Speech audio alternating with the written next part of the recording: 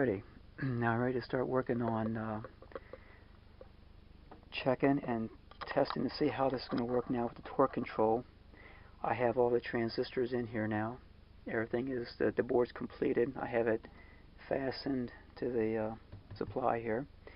And what I have here is my torque control. I have this bundle of wire here that goes to the, this will go to the potentiometer, the trimmer, and I've got the other bulk here. And the reason why I'm using this all this wire here now is because I want to use the full load of what I'm going to be using when I'm at the lathe. This will be a good test to make sure that all the resistances are working properly and everything. I got everything working here with the resistance, the wire and everything, and I don't have to do any kind of change with the resistance or anything. And that's what I'm going to check for now. So what I'm going to look for now is the voltage across the motor here. And this voltage here is the voltage that is being applied to the base of this transistor here, and that voltage there has to follow pretty close to this motor here, and that's why I have the trimmer. I'm going to be using a trimmer here to adjust that for each voltage rating, and this here trimmer will be at my lathe as well as the light here as well. So let me get this plugged in now, and we're going to check and see how things work. Okay, my voltage across the motor is around 32 volts. I'm going to check now the voltage here at the base, which is 32.6 volts. Now what I'm going to do is I'm going to adjust the trimmer here down. Alright, I'm going to look at the, now I'm down to 30.96. I'm going to start adjusting this up now, and I'll show how that can go to the range you can go. I can go all the way up to about 33 volts, which is good because my motor is sitting at 32.62. So I gave myself enough headroom there with the potentiometer reading that I can adjust this as need be. So right now, since my motor voltage is around 32.2, I'm going to bring this down to about 32 in that area there. I'll adjust that up a little bit now to about there. We'll look at about well, this is working nice. Right there would be good, right? Come on, 32. There we go, 32. 32.1, 30.2 at the motor. Now, if this light comes on, that means the torque control is feeding back. It means I'm getting feedback. So the only way that will come on now, under this condition, would be if I put a load on the motor here. So I'm going to start stalling the motor, and the light is coming on. Okay. Now, let's unhook this. That's the feedback. I'm going to unhook that, and we're going to watch the drop on the motor now. Okay, now the motor's at 32 volts. I'm going to put a load on the motor now, and let's watch how much that drops down to.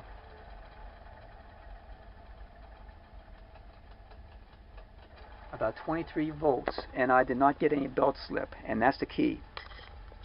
Whenever I stalled the motor down to 23 volts, I did not get any belt slip on the lathe.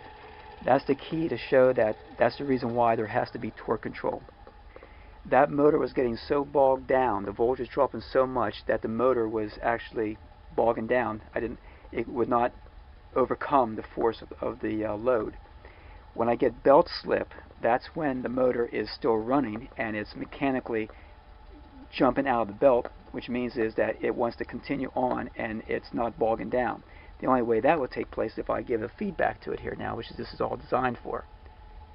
So what I'll do is I'll hook that up now, and let's watch the voltage across the motor now. Okay, now I'm going to start putting the load on the motor until I get belt slip.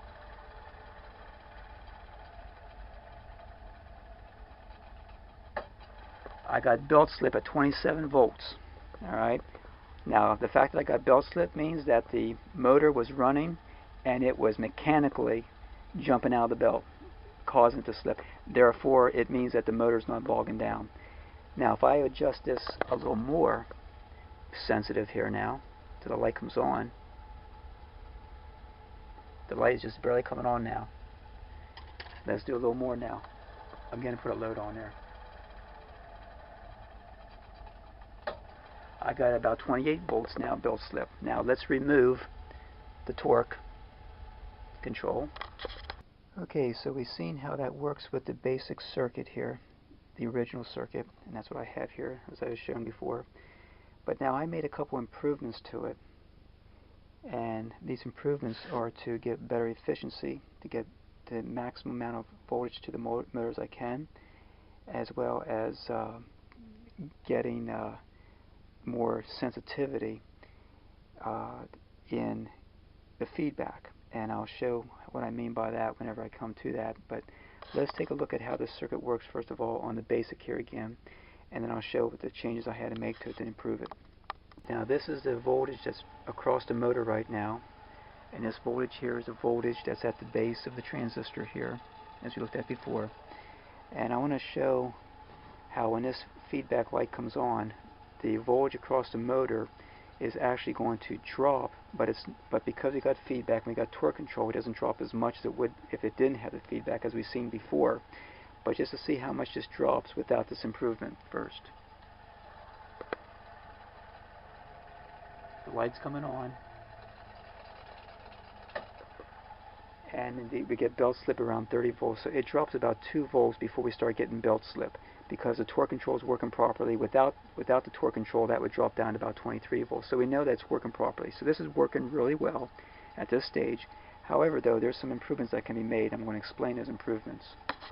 First improvement I can make on this is, since the voltage across the motor is still dropping, but not by as much as it used to, it's only dropping by only a couple volts, I can still get more power to that motor yet. And here's what I did. Here's the improvement that I made. I put another transistor right here in parallel with the first transistor that's driving the motor, so that when the signal comes through here to turn the opto isolator on, it turns this here transistor on, which makes the base of Q1 more positive, that drives the transistor harder.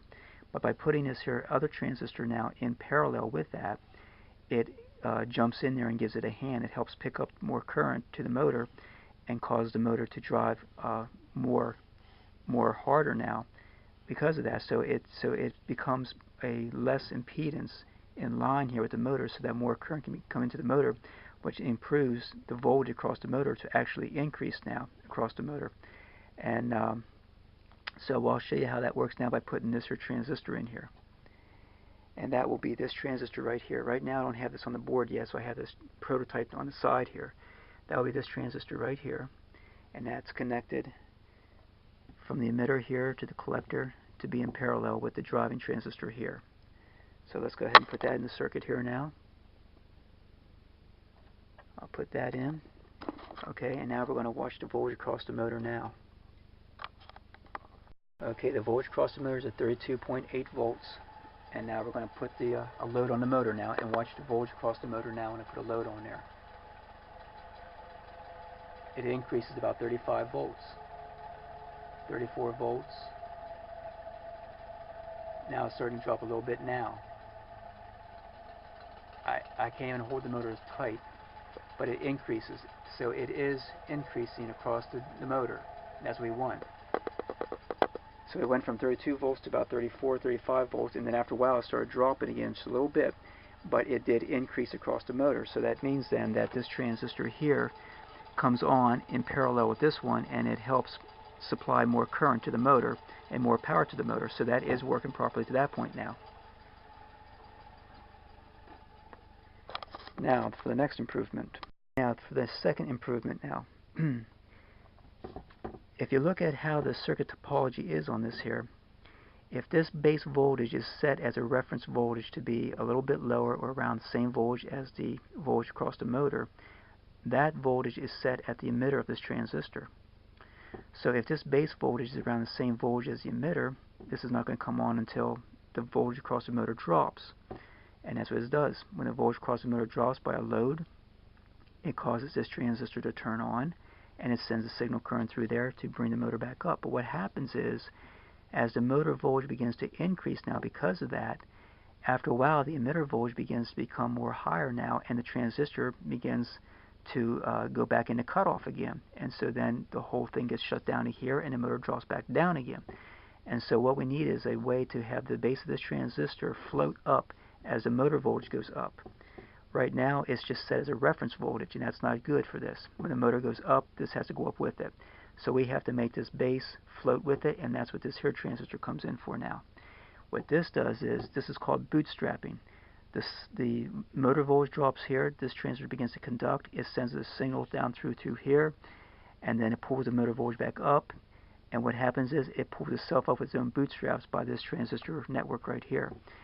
The signal that comes through here goes not only into this transistor to pull the motor voltage up, but it also now sends a signal to this transistor, which causes these resistance right here to be in parallel with it, causing this total resistance now to become less. As this resistance becomes less, it allows more positive voltage to the base of this here to follow, to track the motor voltage.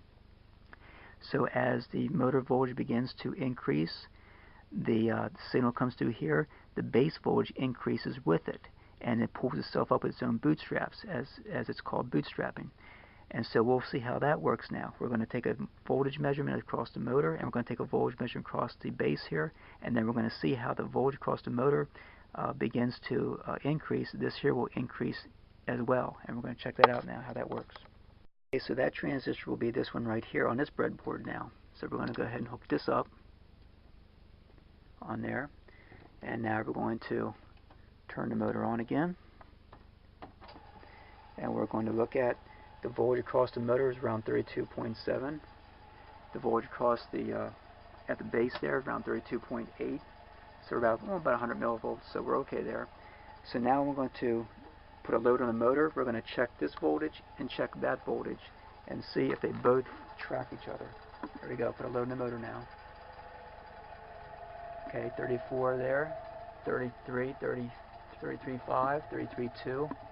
That voltage across the base is now larger than the voltage across the motor, and that's what we want. The voltage across the base is tracking the voltage across the motor as the light is on there, torque. Now the voltage across the motor is 32. It increases to 34.6. Now it's dropping a little bit because of the power supply, but it is tracking. The voltage across the base now is tracking, and that's what we want. So that proves out to work properly now. So this and this is now going to be added to this board here now. Okay, so now I can add these here two pull-up transistors here, these two networks here back in this main circuit here now. And when I get that in there, then I'll show the whole board completed again, and we'll take another test run on it. The voltage across the motor does drop eventually though, and that's only because the supply voltage itself begins to drop. So that's why I had to make these here voltage across the motor to be much less than the supply voltage in order to be able to get the headroom of getting that up high enough to meet this as this is coming down. This reason why this comes down because we're working with a linear power supply. We have a transformer impedance going on here and all that kind of things going on, and that's going to cause the unregulated supply to drop a little bit. But other than that there though, it's still getting voltage to the motor, and it's not stalling the motor now, and that's the main thing. Okay, so what I'm going to do now is get these here transistors on the board here, get it permanently set up here, and then I'm going to get the whole system here permanently made together now, and then I'll show you how this works as a completed assembly. And that's coming up next.